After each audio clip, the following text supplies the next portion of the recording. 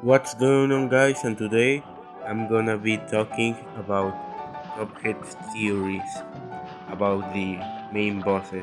As you know, if you play Cuphead, there are around 19 bosses in the main game, and I don't know how many in the DLC, but we're not gonna talk about the DLC in this video. We're gonna talk about the first bosses on the first three Inkwell Isles, which are 17 bosses in total. And all of these bosses have something in common, and it is that they all made a deal with the devil at some point of their lives for any or another reason in exchange of their souls. So, without anything else to say, let's start. And before I Well, before I start the theories, I just gotta say that these stories are just theories, nothing else. None of this is confirmed, and none of this is real unless, or canon, unless MDHR confirms it. But well, let's start. Also, sorry for my voice, I've been kinda sick lately of flu, so that's why I'm gonna be using a narrator. But let's just get to the stories.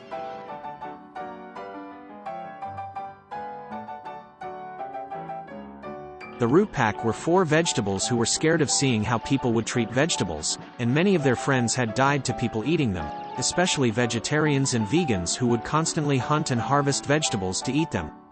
The potato and the radish became mad at seeing how vegetables were treated, the onion became sad of that, and the carrot became crazy of seeing that as well. So as they feared being harvested or eaten, they decided to make a deal with the devil in exchange for their souls in order to gain powers and become strong and fearful vegetables. The devil agreed with the deal and he gave them powers according to their emotions. Goopy was a small bothersome blueberry, just like any other blueball who lived in the Follies forest. He was introverted and antisocial, and he also hated others in the forest because they'd constantly bully him. He also suffered from mental problems, and once he got bullied really bad that he almost died. As he got tired of all the bullying, not being able to defend himself, and feared death, he went with the devil and asked him to make him big and be able to increase his size, as well as to have boxer fists to defend himself. And not only that, he also asked to be able to revive and have an extra life when he died. The devil agreed in exchange for Goopy's soul. And that's how Goopy eventually got his name Goopy Le Grande by the other creatures in Follies Forest who were French Canadians. That name means Goopy the Big in French. Hilda was an annoying and crazy girl who only cared about astrology, and that's why many men avoided her, as well as other women. She was superstitious and believed in aliens and zodiac signs. She believed her zodiac sign was bad, and that's why nobody liked her. As well, she also believed because of her zodiac sign something bad would happen to her, and the only way to prevent it would be to become a blimp in any astral figure. So out of her ridiculous superstitious beliefs, she went with the devil and asked him to become a blimp so she could fly where she wanted, as well as to be able to transform into any star constellation she wanted, and transform into a moon depending on what the phase of the moon was at night. But all of this stupidity just led her to get killed by two cups.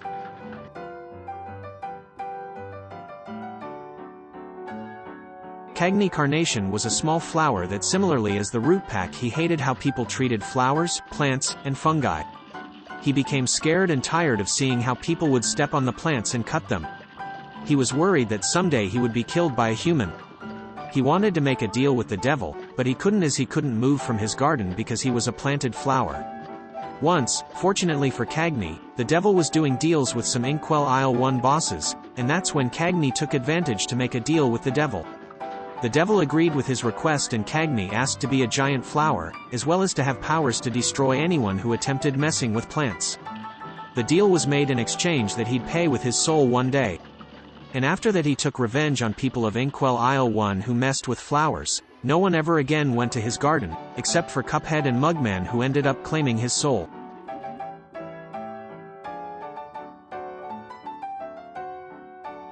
Ribby and Croaks were two brothers who were left as orphans since they were tiny tadpoles. With no education and no one to take care of them, they started committing crimes at a young age in order to survive. They learned how to fight as they needed to assault victims in order to rob them. They eventually became two huge fighting brothers just like Cuphead and Mugman, and they took care of each other. Other gangsters were afraid of messing with them for their fighting skills, as well as the police who failed to catch them many times. One day, the Ribby and Croaks assaulted the wrong people, leading to them getting caught and severely injuring one of the victims. This time they were finally arrested, and they were charged with robbery, battery assault, and attempted murder. They were sentenced to multiple years in prison, and when they got out they decided not to commit crimes anymore as they'd be arrested again. Instead they decided to turn their lives around and look for jobs, but no one would hire them for their criminal history. As they were desperate to get money to survive, they went with the devil and asked him to build them a giant boat where they could open a huge restaurant with casino machines. The devil agreed in exchange for their souls. Ribby and Croaks' restaurant was successful, and they also became professional boxers and hosted box matches there. They enjoyed every moment of their new lives because they knew one day they'd have to pay their debt with their souls.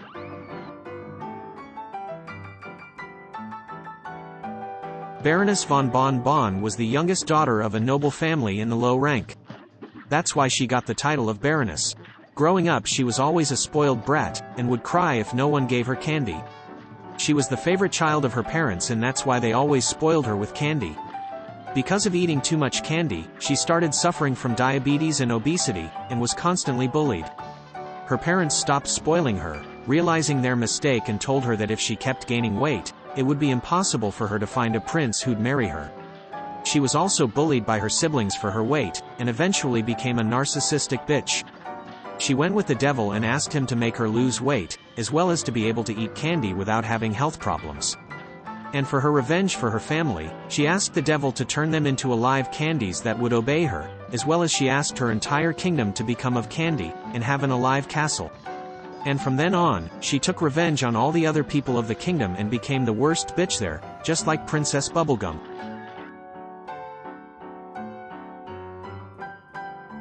Beppy was an unfunny person with a bad sense of humor, and people laughed at him because of how cringe he was. He didn't make good jokes, he was the joke to people. And he also had a small circus that went to bankruptcy, as people wouldn't go to watch his shows because they were boring. His dream had always been to be a funny clown, and just like the Joker, he got constantly bullied and eventually became a sociopath. One day he went with the devil and asked him to build him a circus with good attractions and buy part of Inkwell Isle 2 for him, as well as to give him a good sense of humor and have Pennywise powers to take revenge on the people who bullied him. The devil accepted the deal in exchange for his soul. After the deal was made, his circus got the best attractions, making people wander around Inkwell Isle 2. Finally he took revenge on his bullies with horror attractions.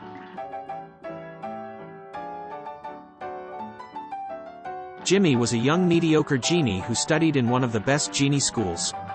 His parents were disappointed in his mediocrity and were very strict with him. He only knew how to make simple tricks, and his big tricks never worked. His parents told him that the genie school was too expensive for him to not be the best, and always told him to be better in order to get a scholarship. For more that Djimmi tried improving, many of his tricks failed. He got tired of that and went with the devil to ask him to improve his genie powers, and the devil did in exchange for his soul. Djimmi became the best genie at his school, and that's how he got the name of Djimmi the Great, but was it worth it for his soul?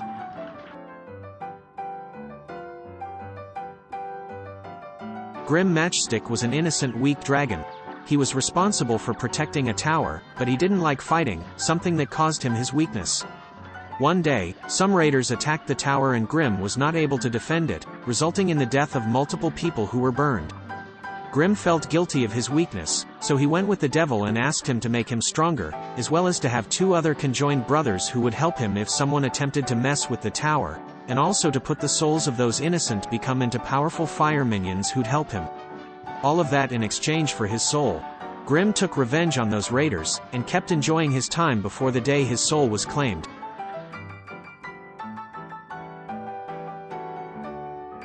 Wally Warbles was a bird who had a wife and son. One day, the family suffered a tragedy that destroyed their home and killed Wally's wife. Wally was devastated, and was left homeless along with his son. Wally had no other option than to make a deal with the devil and ask him to build him a flying house, as well as to make his son a genius in order for him to survive on his own. The devil agreed in exchange for Wally's soul. Wally kept living a happy life with his son, but he knew that one day his son would be left alone once he had to pay off the devil's debt.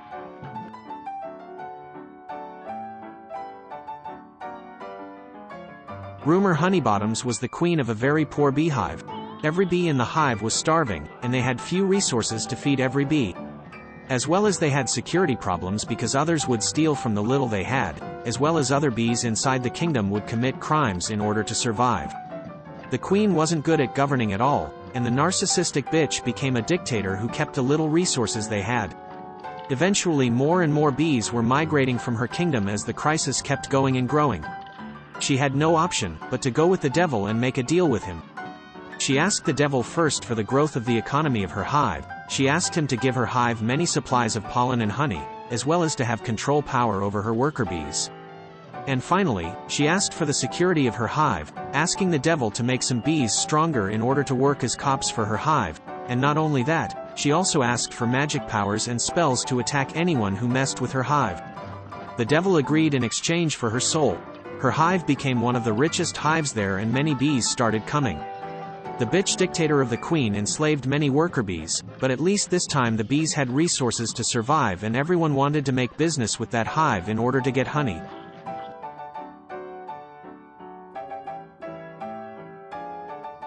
Captain Bragney was a pirate who heard the legendary myth of a treasure far away from his home. The legend said that this treasure was on an island far away from his home. Not every pirate dared to go, only the bravest ones, and all the ones who went in search of the treasure were never seen again.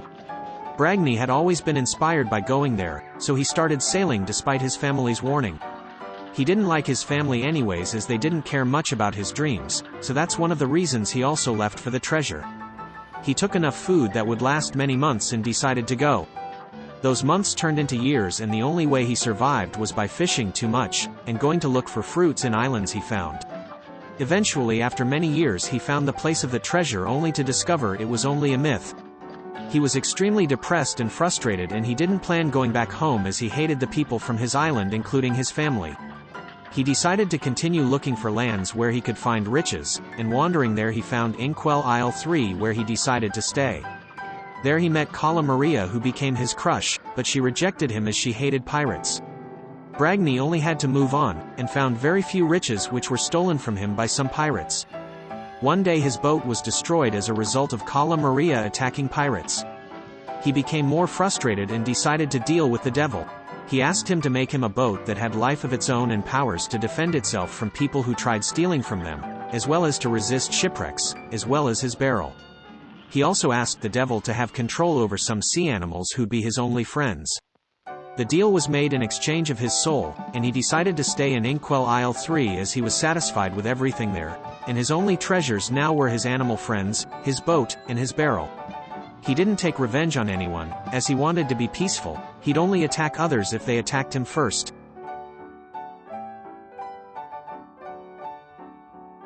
Sally was a mediocre actress who only appeared as a secondary or extra character in bad theater shows. She had bad acting skills, and she was never a very attractive woman. Men would rate her as a 7 out of 10 or lower. She eventually got to her mid-30s, and many people had forgotten about her.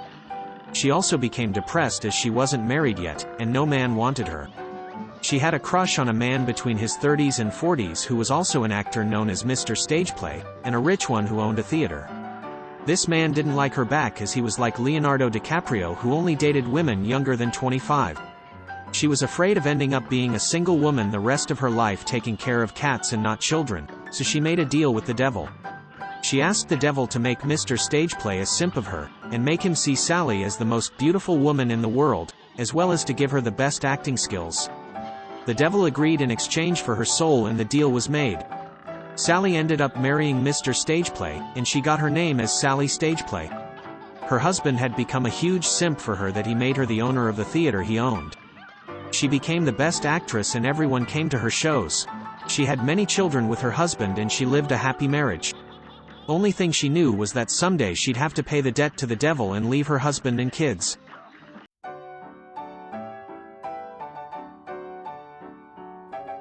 Werner Werman was a German rat who was a smart engineer. He fought in World War I with his machine he built out of trash. He joined the Nazi movement in the 1930s and became a narcissistic, anti-Semitic, racist, xenophobic, and asshole rat. Two of the things he hated the most were Jewish and cats. One day he found a house full of Jewish rats, and out of hate, he decided to murder all of them with his machine. He fed the bodies of the Jewish rats to a cat that was there. But killing the Jewish rats turned out to be a mistake since he got haunted by their ghosts, and he was the only rat left the cat wanted to eat. Out of desperation, he made a deal with the devil and asked him to be able to make the ghosts of the rats he killed into slaves, as well as to kill that cat for once. The devil agreed in exchange for his soul. He used the cat's corpse and turned into a robot which he could control, and the ghost rats worked for him as minions.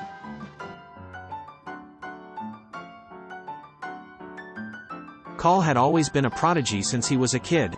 He had the best grades ever, and he got to go in advanced classes which he speedrunned really quick because of his high intelligence. Khal always got first place in the science projects. He started college at a young age and got a doctorate in math, physics, chemistry and robotics with honors. His parents couldn't have been more proud of Khal. At a young age, he decided to make his own robotics and technology company with the help of his parents' money. It was successful and he started developing new technologies. He built himself a robot with a bunch of titanium and steel. That robot would do basic tasks that helped Dr. Khal a lot, but he also wanted his robot to be able to think and do more complex tasks. He started working for years developing an AI system that was way too advanced for his time period. His AI system was successful and it was able to think on its own and learn by itself from its environment. Dr. Khal connected this AI to his robot, to give his AI a body in order to ask the AI to do things for him. Dr. Khal asked too many things to his robot and abused him because he knew that the robot didn't have human rights. The robot eventually realized that his only purpose was to serve his creator and didn't have his own freedom. The robot later learned about good and evil, and that's how he learned about the devil. One day, he decided to sneak out of Dr. Khal's base to go to the devil's casino and make a deal with him. The robot asked the devil to make Khal into a crazy person when he decided to control him again, connecting their souls and minds together. The devil agreed in exchange that Dr. Khal's robot would pay with his own AI system one day, which was the robot's soul. After the deal was made, the robot came back to Dr. Khal, and once Dr. Khal decided to connect to him to do his work, Dr. Khal became crazy and his robot convinced him to be evil in order to destroy humans around them and live in their base where no other human dared to enter.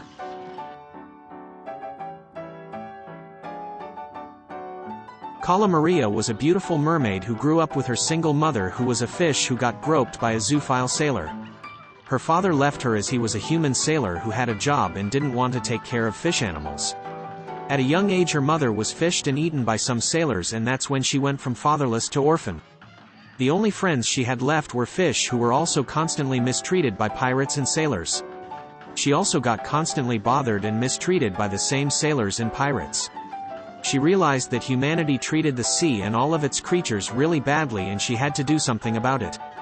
The only problem was that she was weak. She had no option but to make a deal with the devil and ask him to give her powers. She asked for Medusa powers, have a huge resistance, and also be able to control sea animals and the souls of the dead who'd help her attack anyone who messed with her or the sea where she lived. The devil agreed in exchange for her soul. After the deal was made, she started destroying all the boats and ships she found around her sea. She killed all the pirates and sailors there, including the sailors that ate his mother. After her attacks, no one else dared to travel around that sea to not mess with her. One Halloween night, 5 friends decided to host a train where they invited hundreds of people to travel for free in their train, including many children which they gave candies to. The 5 friends were a blind person, the conductor, 2 rich twin brothers selling lollipops, and the train driver. The trip on the train was going well, until a tragic accident happened. Everyone on board died as a result of the accident. The 5 friends' souls went to hell due to their negligence in having done some sins in their past. The devil told them that they were going to spend the rest of eternity in hell. The 5 friends begged for the devil to give them another chance to live. The devil, listening to their requests, offered the 5 of them a deal. He told them that they could continue their trip on the train for many more years alongside the souls of the innocent people and kids who died in the accident if they exchanged their souls that he would collect in many years at any time. As well as the devil added the condition that he would turn their souls into something better. The 5 of them agreed to the deal and their souls were sent back to the train alongside those innocent people who died with them. The devil made the blind person into the blind specter, giving him the eyes in his hands that he never had in his life.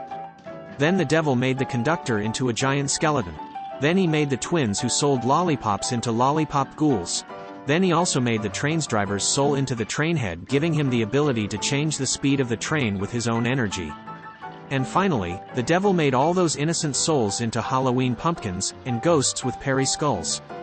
The friends continued with the trip and enjoyed it for the rest of their afterlife because they knew that someday they'd have to pay the debt to the devil with their souls.